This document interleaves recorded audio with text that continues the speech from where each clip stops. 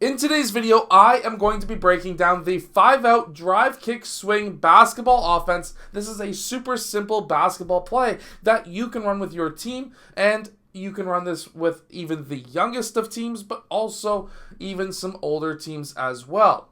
Keep in mind, this is the main reason why we are currently seeing 1.5 billion three-point shots being taken by NBA teams. But that doesn't necessarily mean that is something that is expected from your players.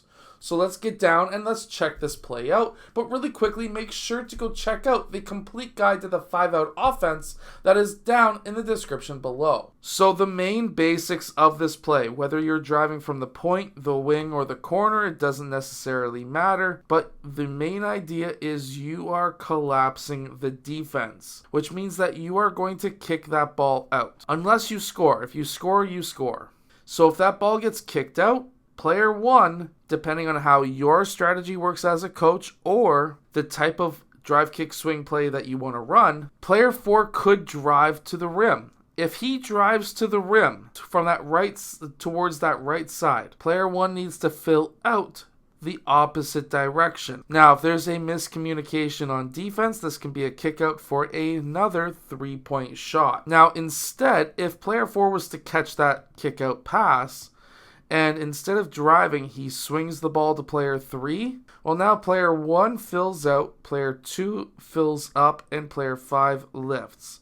And the cycle will happen this way. Now, because player 4 passed the ball, he can do a little bit of off-ball movement just by doing a quick cut and fill back out. However, player 3 is going to drive to the rim. He's going to be trying to collapse defenses, and these are the 3 options that he will have as the most easiest of options. He may even have player 4 lifting as well, which will kind of give him another option, but that's a very awkward pass to make. If he passes to player 5, if player 5 drives, player 3 needs to fill out to the opposite side. Again, if he drives left, then player 3 needs to fill out to his left, which is the ball handler's right. If player 5 swings to the corner, let's say, player 3 now needs to fill in that extra spot. However, now, if this is a play where it's set up where the player 1 needs to drive to the rim after receiving that pass, well, we could have player 5 set a screen for player 2, just screen away, because, in my opinion, you should be doing something after that pass. Player 5 can fill or he can roll. It's totally up to him, up to you as a coach, but as long as we're getting some off-ball movement, kick that ball out. Let's say player 2 swings. Player 1 will then fill out to the empty spot in that corner. A lot of teams will like to run this from the wing, so player 1 would then dribble towards the wing or just dribble the ball up along the sideline. And then he can make that decision. I'm going to drive towards that right side. I'm going to kick this ball out to, let's say, the corner instead. So he made that kick out pass. Player 2 is then going to make that swing, which means that player 1 needs to fill out, player 3 needs to fill up, and now player 5 can drive. And it's the same thing over and over again. So some of the reads that you're probably going to need to know is, of course, player 4 could be boxing up in man.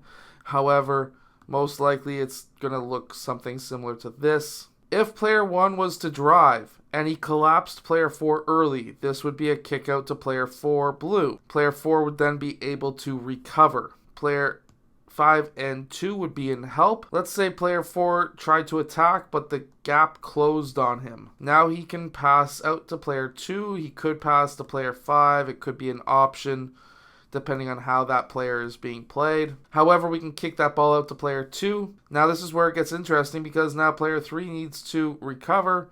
Player 2 can then attack.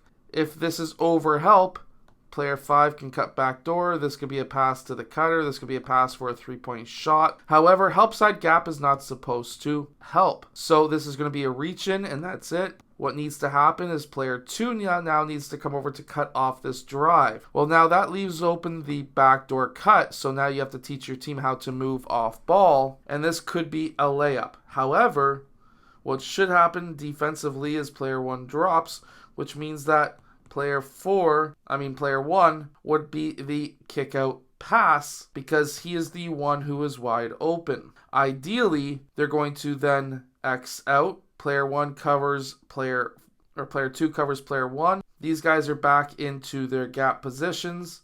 These guys are all filling out, and you can see how the defense was all messed up. That's why you got to kick that ball out and drive as fast as possible. I hope that this video has helped you. If it has, hit that like button, subscribe. Make sure to go check out the complete guide to the 5-out offense that is down in the description below, and I will see you guys again in my next video.